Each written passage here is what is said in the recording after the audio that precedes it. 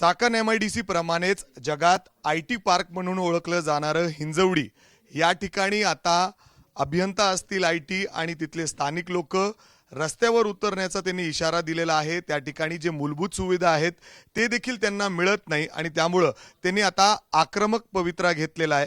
तिथले स्थानिक आणि काही IT अभियंते सध्या आपल्या सोबत आहेत, ज्यांनी काही वेळापूर्वी पत्रकार परिषद घेत या ठिकाणी सरकार दरबारी काही मुद्दे या ठिकाणी उपस्थित केलेत। नक्की त्यांची आंदोलनाची दिशा काय असणार आहे हे आपण त्यांच्याकडून जाणून घेणार आहोत।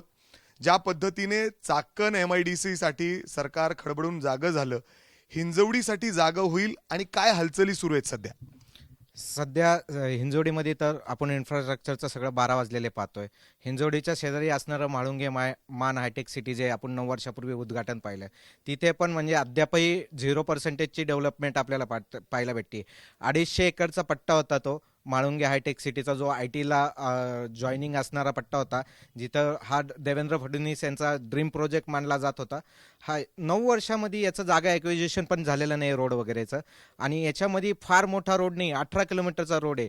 त्याच्यानंतर समृद्धी महामार्ग बनवला गेला, सगळे मिसिंग लिंक बनवले गेले, 2, एक साताऱ्याचा एक लोणावळ्याचा, पण 18 किलोमीटरचा रोड होत नाही आपल्याच्यानी। म्हणजे हे आपण कोण याची रिस्पॉन्सिबिलिटी घेते 9 वर्षात हेच कळायला तयार नाही आहे। PMRD म्हणते PMCकडे जा, PMC म्हणते अजून हँडओव्हर कंप्लीट झालेला नाही। जे 23 गावं आलेत त्याच्यातलं म्हाळुंगे मान हे एक गाव होतं, पण त्याची डेव्हलपमेंटचं आज रिस्पॉन्सिबिलिटी घ्यायला कोणीच तयार नाही। परवा जो मुलगा तिथं मृत्युमुखी पडला, तो रोडच्या अवस्थेचा एक गेलेला बळी होता, तर त्या अधिकाऱ्यांवर का गुन्हा दाखल केला नाही? कारण आपण जर तो व्हिडिओ पाहिला, त्या व्हिडिओमध्ये क्लिअर कट दिसते त्या वडिलांची काही चुकी नाही ना, त्या ट्रक ड्रायव्हरची चुकी आहे। ही चुकी होती कोणाची? अधिकाऱ्यांची, ज्यांनी ही रिस्पॉन्सिबिलिटी महानगरपालिका हद्दीत आल्यानंतर घ्यायला पाहिजे नव्हती रोड दुरुस्तीची।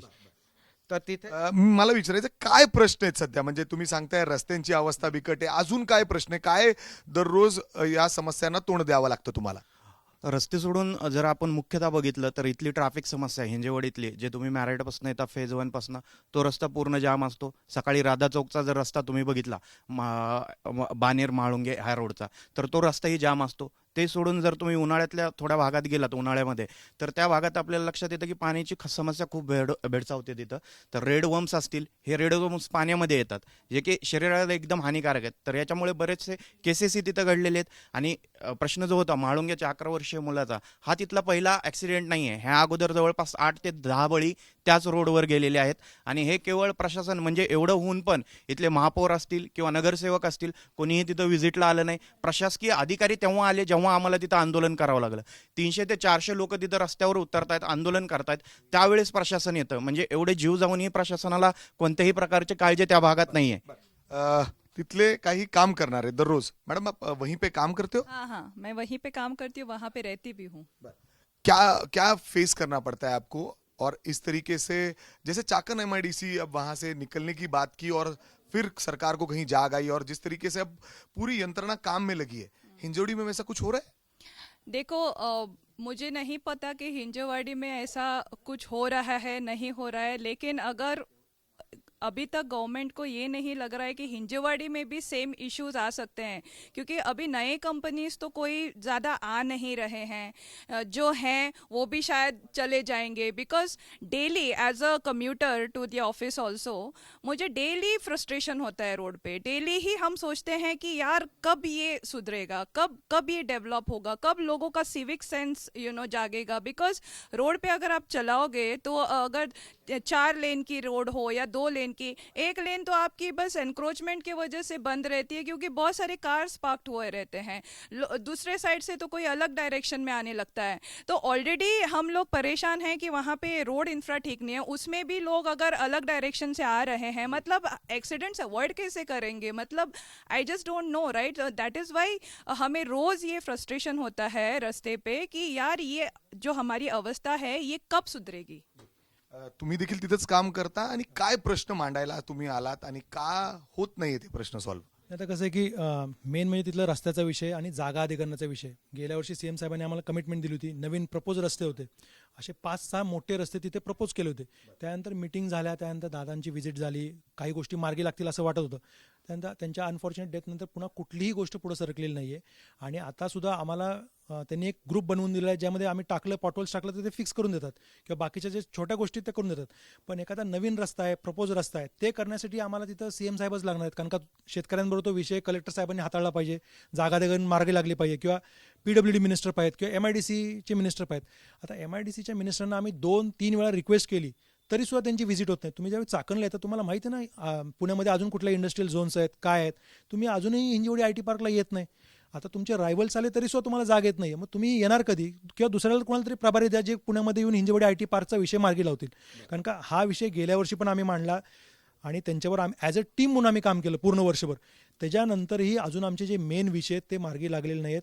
कारण का IT पार्कमध्ये जोपर्यंत तुम्ही बॅकअप रस्ते देणार नाही आम्हाला, जसा म्हाळुंगेचा रस्ता आहे, म्हाळुंगे फार मोठी टाउनशिप आहे, तिथून एक रस्ता IT पार्कला येतो, तो रस्त्याची अवस्था आज अशी आहे की तिथं काल परवाही अपघात झालेला आहे. तिथून लोक 4 व्हीलरनी सुद्धा जाऊ शकत नाहीत. तर असं आहे. किंवा मारुंजीचं आहे, किंवा सूर्य हॉस्पिटलपासून जे आहे, आज आत्ता म्हणजे गेल्या महिनाभरात कुठंतरी आम्हाला सूर्या अंडरपास असेल किंवा NHIनं सर्व्हिस रोड करून दिले, फार प्रचंड पुश झाल्यानंतर. मग असं आम्ही प्रत्येक गोष्टीसाठी कधीपर्यंत फॉलोअप करणार? अधिकारी वर्ग स्वतःहून सर्वे कधी करणार? आणि म्हणजे मिनिस्टर्स त्यांना कधी विचारणार की बाबा तू सर्वे काय केलास, गेल्या महिन्याभरात काम काय झालं? आम्ही विचारतोय. पण ह्या सगळ्या गोष्टीमुळे आज कर्मचाऱ्यांना रस्त्यावर येण्याची गरज वाटते की बाबा सरकार आमच्याकडे लक्ष देत नाही. आणि आम्हाला सुद्धा लोकांची भरपूर हे आहे की आपण रस्त्यावर कधी येणार, आपल्या मागण्या कधी मान्य होणार. तर हे सरकारवरती एक नामुष्की आहे की कर्मचारी जो तुमच्या बाजूने इतक्या वर्ष उभा आहे, तुम्ही त्याच्या बाजूने उभा आहात का नाही, हा प्रश्न आज सगळे कर्मचारी विचारतात. आम्ही तुमच्या बाजूने उभं होतो इतक्या वर्ष, पण तुम्ही आमच्यासाठी उभं राहणार आहे का? तुम्ही येऊन व्हिजिट करणार आहे का?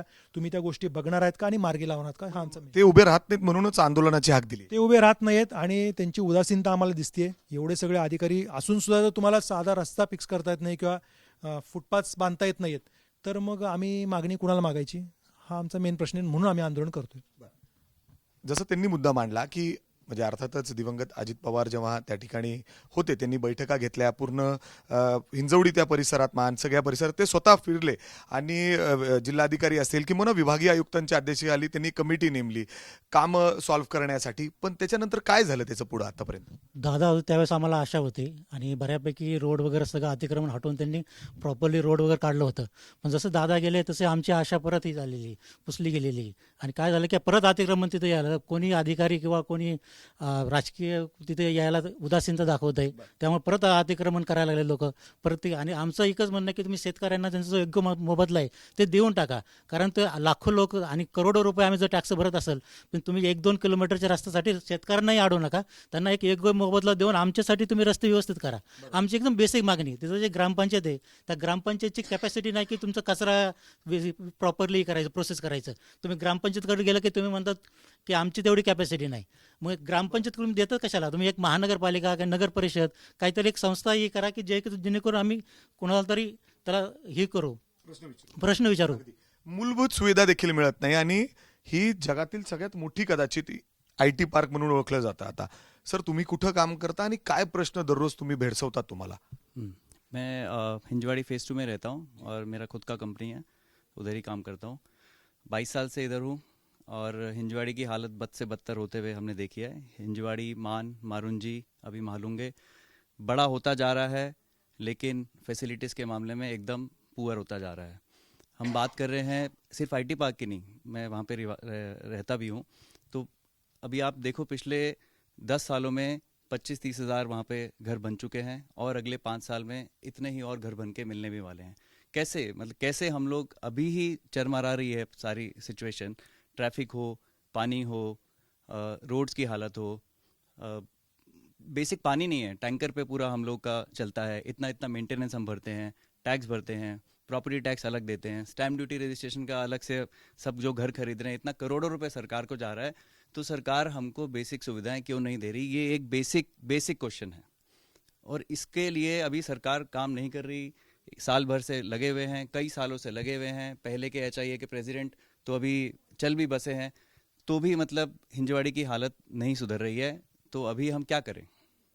हम क्या करें? सरकार ही हमें बताए हम क्या करें कि हमें हमारी बेसिक सुविधाएं मिल जाएं. इसलिए आप रास्ते पे उतर रहे हो. इसलिए हमको रास्ते पे उतरना पड़ेगा अगर सरकार हमारी बात नहीं सुनती. मीटिंग होती हैं, प्लान बनते हैं, बट टाइम पे एक्शन नहीं होते हैं.